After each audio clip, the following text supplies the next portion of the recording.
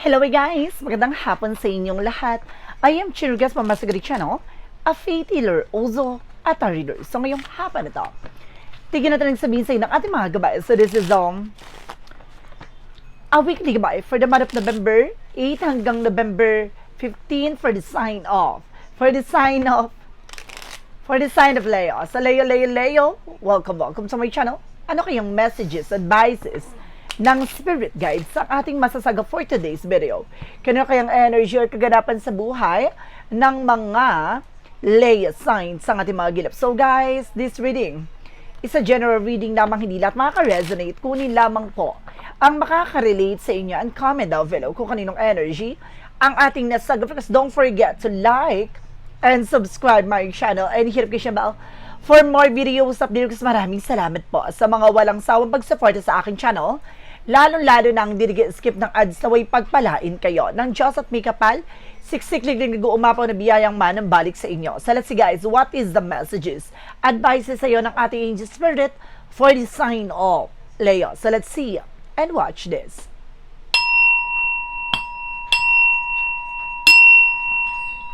Angel spirit guides, please give me information po. Ano kayo gusto sabihin sa iyo ng ating mga baraha?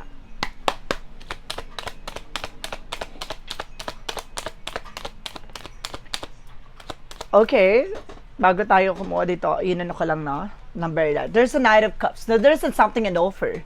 May offer daw na paparating sa'yo. There's something, proposal, promotions, and there's something, an offer with a high level of commitment. Na maaring meron ditong lalago, no, na relasyon. Na maaring ikakasal, o may magpo-propose. Let's see. And of course, this is something guys with a Death card. No, there's an ending and a new beginning. So, maaring bagay na maaring matapos na at maaring magsimulang muli. The Death card represents something, a transformation. Let's see. And of course, this is something that chart ka with an action moment, magkakaroon ng changes na development sa situations mo.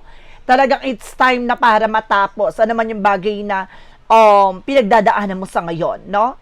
Talagang may bagay na matutuldo ka na at ito na ay parating na. At the same time, there's something with the Justice card, Justisya. The justice will be served. Makakamit mo naman yung bagay na iyong ninanais. Makakamit mo naman yung bagay na pinaghirapan mo.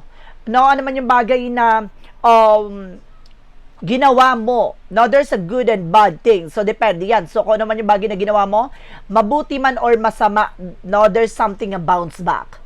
At the same time, there's the Queen of Coin, just being practicality and maturity, na maging mature ka how to manage and control your finances. So, magiging mas mautak ka na kung paano mo papangalagaan at poproteksyonan ano man yung bagay na iyong pinaghirapan.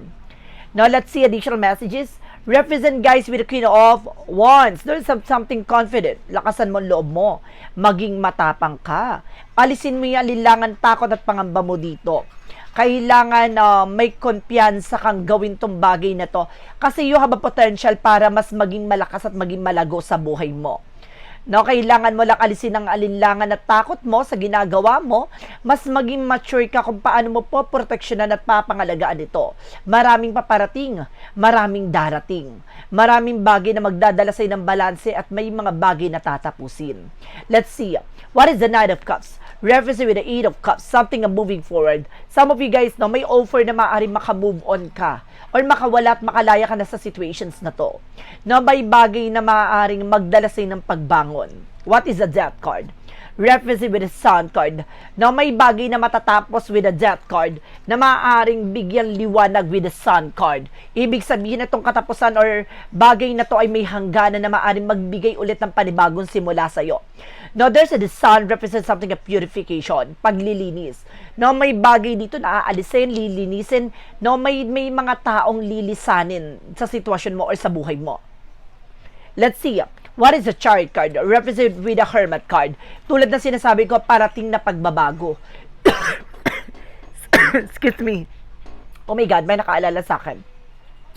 May parating daw na pagbabago dito na magdadala sa ito ng kaliwanagan at kaayusan. And there's a Two of Coin. Now, this is something guys with the practicality and maturity. How to manage and control your finances, matuto tayo maging balanse. Now, timbangin mo with the Justice card. Excuse me. With a Justice card, there's something a justice, something a balance, and the Two of Cards, something a balance that of course, no? Maging balance ka physically, mentally, emotionally. Lahat ng bagay na gagawin mo kung maayos ang pagkakatimbang nito. No? At kumbaga balance ang pag-aayos mo nito, magiging maganda ang sistema at cycle nito. Let's see what is the Queen of Coins. There's a Five of Cups. No, may mga disappointment dito. No, there's a regret na maaaring nangyari at naganap. Maaaring may mga bagay na maaaring kailangan mas maging mature ka na ngayon para wala ka ng pagsisisihan ngayon linggong to. What is the Queen of Wands? Reference with the Ace of Swords, the mental clarity. Lakas ang loob mo, maliwanag dapat sa isip mo yung mga bagay na inilalaban mo. Yung bagay na gusto mo mangyari sa buhay mo. Dapat alam mo sa sarili mo yung priorities mo. Ganon. Kung kailangan alisin mo yung alilangan mo at dapat matalas ang pananaw at kaisipan mo sa mga bagay-bagay na ipinaglalaban mo. Additional messages with the Knight of Cups and the Eight of Cups. Represent with Knight of Coins. Security. So, unti-unti na daw to maging mas secure at maingat, no, sa lahat ng bagay na tatahakin mo. Maraming parating na offer at may mga bagay dito na bibitawan at papakawalan na. And there's a Six of Swords, there's a transition. Tulad na sinasabi with the Death card, there's a transformation.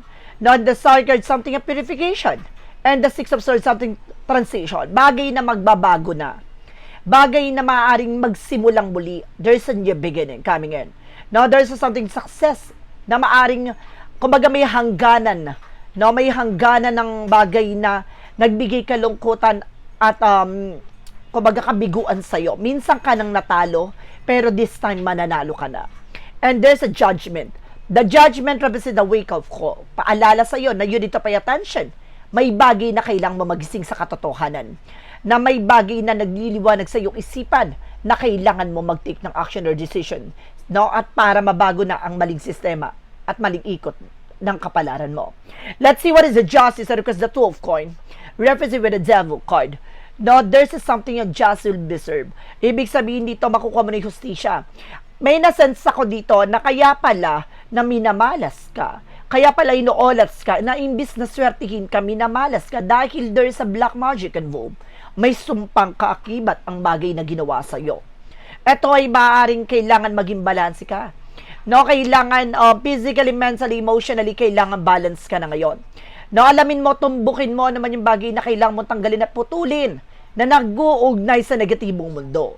No, ay sinasabi ko dito na kailangan matuldukan mo ano man yung bagay na ginawa sa'yo, hindi para gantihan sila, para proteksyonan yung sarili mo, hayaan mo ang ating Panginoon ang magbalik sa kanila kung ano man yung bagay na kanilang ibinigay sa'yo. What is the Queen of Coins and of course the Five of Cups? Represent guys with Ace of Wands. So this is something a new project, a new creative expression. Dito papasok ang mga bagong ideas, bagong kaisipan na maaaring kailangan bukasan mo ang iyong mga mata. Huwag ka magbulag-bulagan.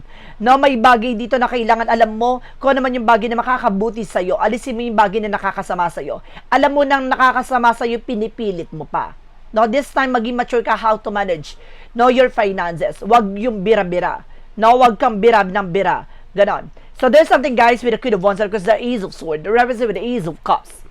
Now there's something a passion, a love offer. Now kung dito pag-ibig, kagustuhan sa isang bagay ito na maaari magdala sa iyo ng kalakasan ng kalooban mo. No, parang bagay na magliliwanag sa isipan mo. So let's see for the outcome. For the outcome, there's the King of Wands, something ambition. Unti-unti mo na rin masisilayan at makikita ang mga posibilidad. No, makaka-move on ka na sa lahat ng mga burden mo, sa lahat ng mga disappointment mo sa buhay. At the same time, there's a Three of Cups, a celebration coming in. Na may mga celebration talagang magaganap. Na magdadala sa ito ng ultimate happiness. Na dahil tatapusin ang mga sigalot, problema, sakuna, ano man yung bagay na pinagdaanan mo this past few months. No, itong linggong na to ay maaaring magpanibago ng eksena mo. And there's a Knight of Swords. No? Kumbaga, you need to pay attention ano man yung bagay na kailangan mong tuldukan o kailangan liwanagin with the Hermit card.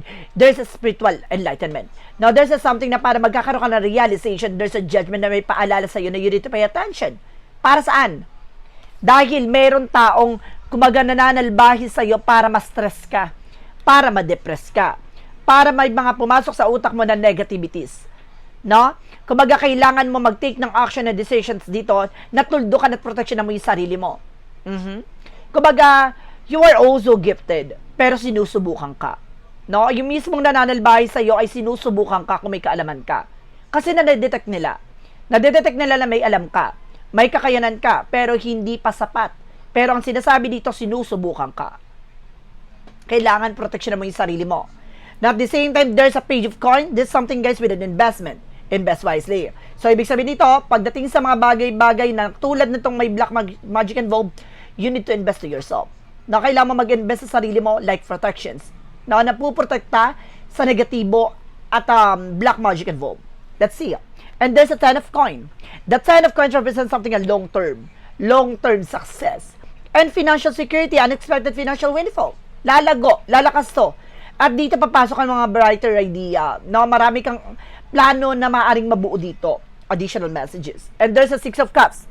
Maaaring itong taong lumalason sa eksena mo ay maaaring kaibigan mo o maaaring kakompetensya mo.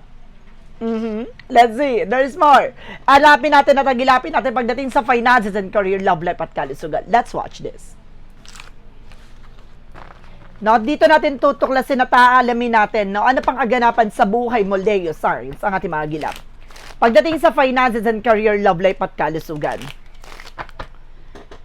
Okay, so there's something the King of Cups. Your person is very devoted, supportive naman. Now, there's a partnership. Now, some of you may tumutulong sa'yo. Now, baka ikaw ay ikaw ay breadwinner, no, provider with your family, at itong tao na ito ay gumagabay, sumusuporta sa'yo. I feel something ancestor guides na gumagabay sa'yo ng yumao mo sa buhay. Now, there's a 2 of swords. Now, there's something decision that you need to make. May decision na kailangan pagdesisyonan. No, nahihirapan kang mag-decide pero kailangan mong maging matapang. No, at alamin ano man yung bagay na kailangan mong gawin. And there's a Queen of Cups, emotional intelligent. Huwag kang padadala ng emosyon, magaling to magpaikot ng tao. No, kasi sino man tong kalaban mo, sino man taong nakikipagkompetensya sa'yo, magaling siya, magpaikot ng tao. No? Additional messages for finances, there's a 2 of Cups, there's a partnership. No, kailangan maging aware ka sa mga taong makakahalubilo mo, makakasama mo. And there's the 4 of coin. Protectionan mo ang inyong finances. Protectionan mo ang mga pinaghirapan mo. Lalapit aaligid to sa'yo. No, para may mga bagay na makuha sa'yo. And this something the Knight of Wands. No? Magtiyaga, pagmasdan, at bantayan mo ano man yung bagay na meron ka. Susubukan ka nitong linlangin. No? Susubukan ka nitong ululen. Susubukan nitong traidoren. No? Titignan dito ang iyong katatagan. Pagdating sa love life, there's a 3 of swords. Sabi ko na nga ba, there's a third party. No, there's an insecure sa'yo. Kakompetensya to, ha? Kung hindi to makamag-anak, there's a husband or wife, no, maaring, meron toxic family dito. Not there's a toxic ex. And there's a magician. Sabi ko na nga ba, there's a doing black magic to you. No, ginagawan ka dito ng black magic. No, there's a 7 of cups. Parang guluhin na naman yung bagay na meron ka. Kahit yung mga magiging karelasyon mo. No? Magkakaroon kayo ng kaguluhan at problema dahil itong taong dati mong karelasyon hindi pa nakaka-move on. And there's a Hierophant. Sabi ko na nga ba, gusto nitong hindi ka maging masaya at hindi ka na mapakinabangan ng iba. Parang ganan. Parang sinasabi dito with the Hierophant, there's something in separation. No? And there's a religious pact to the other side. Talagang there's a doing black magic to you guys. No? Parang meron ditong kumaga gayuma. No, there's something sumpa, curses. Na kung sino man yung taong makakasama mo, hindi kay tatagal. I-ghosting ka, iiwan ka, paglalaroan ka, ganun. And there's a need of ones. Na magkakaroon ka ng information and communications dito. Malalaman mo. Na kumaring papasok to sa panaginip mo. Na malalaman mo kung ano talagang pinanggagalingan nito. At the same time, there's a self-sword. No? There's a cheating, lying. Na parang lahat ng mga tao sa paligid mo, lolokoy ka, lalo na yung mga taong mamahalin mo. Na pagdating sa kalusugan mo, there's a 3 of coin. No, communicate clearly. Na mag-ingat ka sa pagtanggap ng mga pagkain na galing sa ibang tao, lalo sa mga event, birthday. No, birthday, binyagan, umiwas ka sa mga pagkain. No, there's something the 10 of swords, sabotage. May tumatrader talaga sumasabotage sa'yo. No, mayroon talaga ditong, kumaga naglilin lang sa'yo dito. Na mag-ingat ka. There's a King of Swords. Stop the pattern. Putulin mo na to. Alam mo, kailangan mo tutuldukan. Proteksyonan mo yung sarili mo dito. Magpagamot ka. Now, at the same time, there's an Ace of Coin. Sorry. There's an Ace of Coin. Ace of Coin represents something, a big shot, a big money coming in. Alam mo guys, may malaking opportunities pandarating sa'yo. No, even sa finances talaga mas magiging maganda buhay mo. No, nakakadlangan lang. There's a 5 of Wands. See, sabi ko na nga ba, there's a kompetensya, kalaban at komplikasyon. Binibigyan kanya talaga ng pampamalas. No, and there's a 6 of Coin, pero pagbabayaran ito. No, ano naman yung bagay na ginawa niya. At the same time, guys, may binayaran siyang tao. No, para gawan ka at perwisyohin ka. Let's see. Additional messages tayo pagdating naman tayo sa Magical Fair Messages Advices for you guys.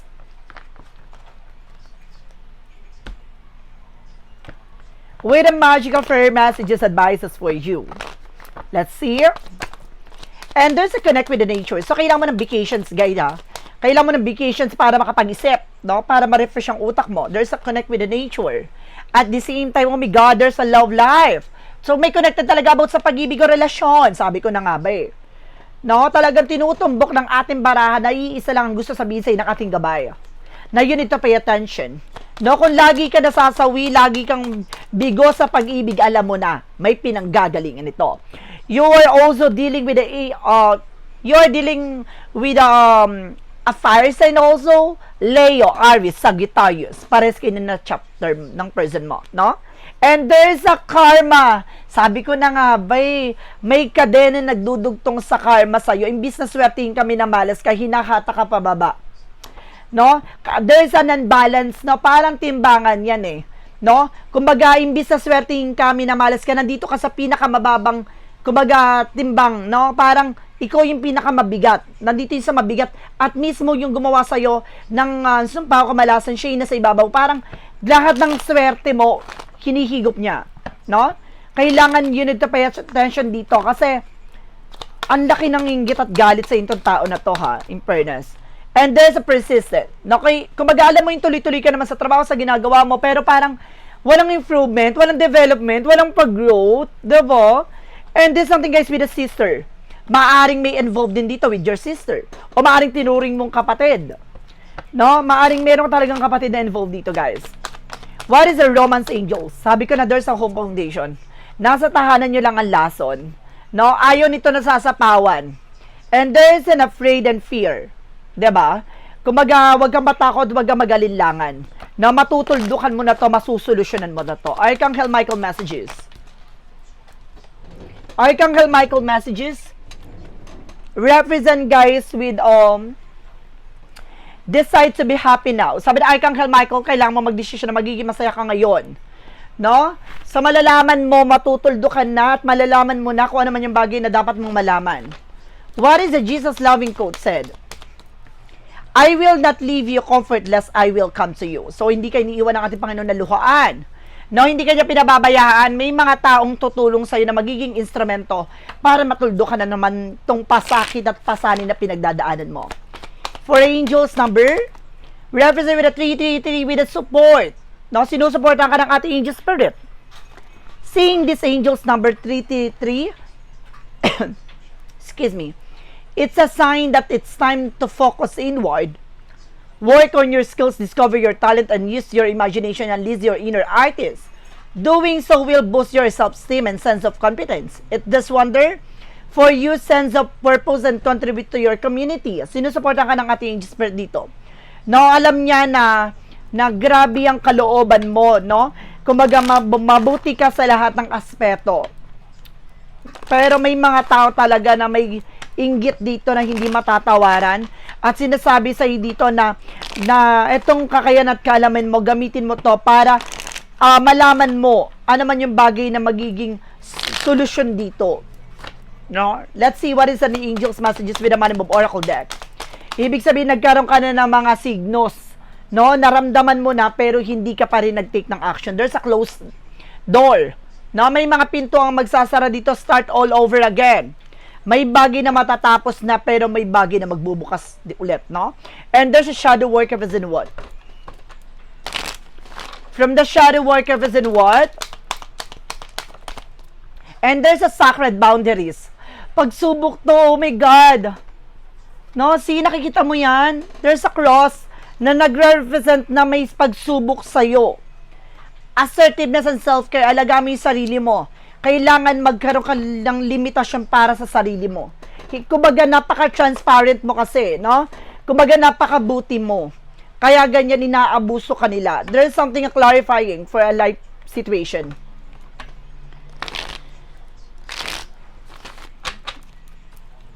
A clarifying for a life situation. There's something, guys, with peak reach. Celebrate your achievement and savor the triumph of your accent. For you, climb high and earn your view. No, kung naman yung bagay na pinaghirapan mo, malalasap mo yan, no? Mararamdaman mo yan. Kumbaga sinasabi sa'yo dito, ano man yung bagay na nararating mo, deserve mo yan. No, kung ba naman yung bagay na mararating mo sa hinahanap mo, ay ma-deserve mo yon. No, may bagay ka lang na kailangan matutunan. No, kumbaga look at the bigger picture. At the same time, there's a be here now. No? Kumbaga, nandito ka na eh. Kailangan mong maging handa at kumbaga lumaban. No? Practice mindfulness to be present in the moment and gain insight. May bagay kang makikita at masisilip dito. No? Kumbaga sinasabi dito, maging mapagmatsyag ka at mabusisi ka sa mga nakikita at nararamdaman mo. Clarifying for a love situation. Clarifying for a love situation. Represent with a safeguard step. Sometimes to protect oneself, bravest act is to walking away. Protection mo yung sarili mo. Na mas maganda yung, kumbaga, pagdating sa buhay pag-ibig, mas maganda yung maging matapang ka na may bagay kang kailangan iwasan na kailangan talagang pakawalan na, no? Kumbaga may mga bagay dito na hindi makakabuti. I feel something a toxic family, no, sa side ng person mo, no, na maaaring may inggit sa inyong relasyon. No, kailangan yung part ng walking away dito is to magbukod. Umalis kayo dyan. No? What lies beneath your future? Napaka-toxic ng family ng person mo. There's something watching sit go down, enjoy the gossip. Maraming marites din dyan. Mga chismosa. Ganon. So, let's see what is the part of the light represent what. Yung pinag-uusapan ka behind your back. Diba? Yung wala ka namang ginawa pero ang daming mga chika sa'yo. Sinisiraan ka pa nang hindi mo namamalayan. Ganon. And there's a part of the light, there's a victories. Magtatagumpay ka tulad na sinasabi ko. I have growth within the universe, discovering the higher wisdom that lead me to victory. By redirecting my thoughts to clarity, I cultivate wisdom, love, and kindness with myself. With this, I am free to embrace all that life offers, knowing that I am guided and supported by divine light. Alam mo, na ginagabayan ka ng ating angel spirit. Nasa tinatahak mong landas, sa tatalam mo, magtatagumpay ka. Diba? Let's see what is the Pika card, yes or no, guys. So, nandito na tayo sa pinakahuling chapter with the Pika card, yes or no. So, kung bago ka lang sa channel ko, ang Pika card, yes or no, pwede ka magtanong. Isang tanong, isang sagot. Mag-iisip ka ng tanong at pipili ka na magiging sagot na within 1, 2, or 3. At kapag nakapag-isip ka na, nakapili ka na ng number, please comment down below kung number na pili mo. At the same time, maraming salamat po sa mga nag-share ng aking video sa mga uri na social media platforms. At maraming salamat din po sa mga solid subscribers, sa mga bagong followers natin dyan. Kung hindi ka pa nakaka-subscribe, please subscribe nyo na po yung click nyo na po yung subscribe button dyan and hit notification bell for all para updated kayo sa mga videos ko. At the same time, maraming salamat po sa mga nag-subscribe sa akin at of course nag-follow sa akin sa aking bagong FB page. Maraming salamat po. Let's see what is the Pika card, yes or no. Let's start with the number 1. Number 1, there is a no. And there is a no. Double no.